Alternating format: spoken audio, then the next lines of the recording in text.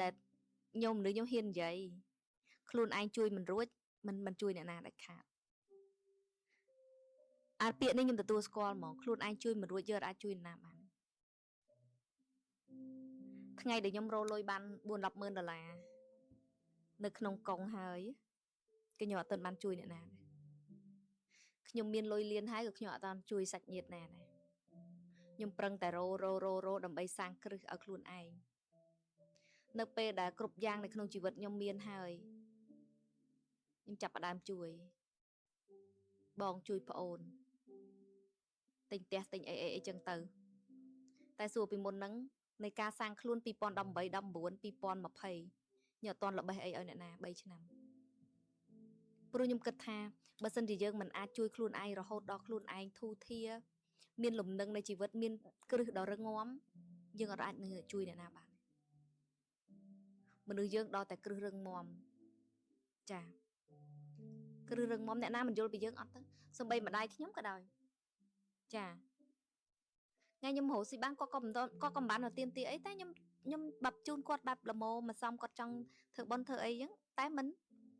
ប្រឹងលក្ខណៈថាដូចវានិយាយទៅវាចេះតែ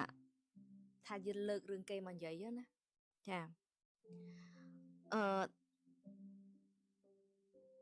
បាច់និយាយទេមនុស្ស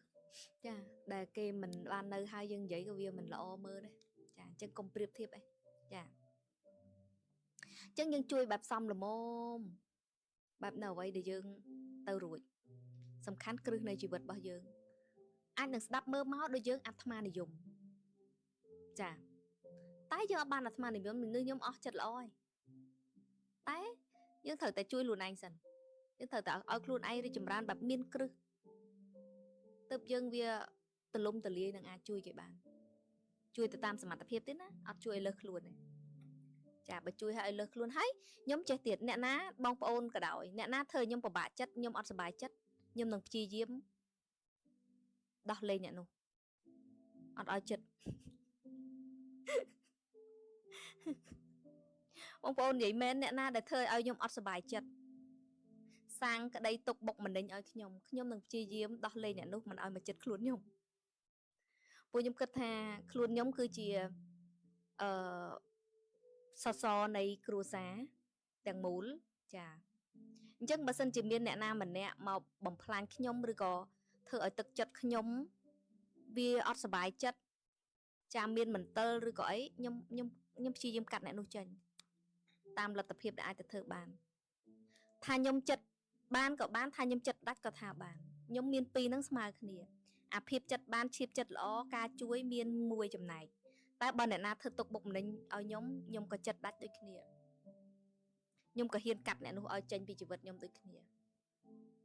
អានេះនិយាយមែនណាអានេះពាក្យត្រង់ហ្មងអញ្ចឹងខ្ញុំមានពីរ50-50ចិត្តបានក៏ចិត្តបានជួយក៏ជួយដាច់ក៏ដាច់ចាពួកខ្ញុំអត់ដែលបំពេញខ្លួនឯងទេចាខ្ញុំបំពេញខ្លួនឯងខ្លះតែខ្ញុំអត់ឲ្យអ្នកណាមកបំពេញទឹកចិត្តខ្ញុំអត់ឲ្យអ្នកណាមកបំបាក់ខ្ញុំឲ្យខ្ញុំបែបត្រូវមកដេកកាត់ទុកជំនួសអត់ទេខ្ញុំអត់ជីវិតអ្នកណខ្ញុំនិយាយមែនណា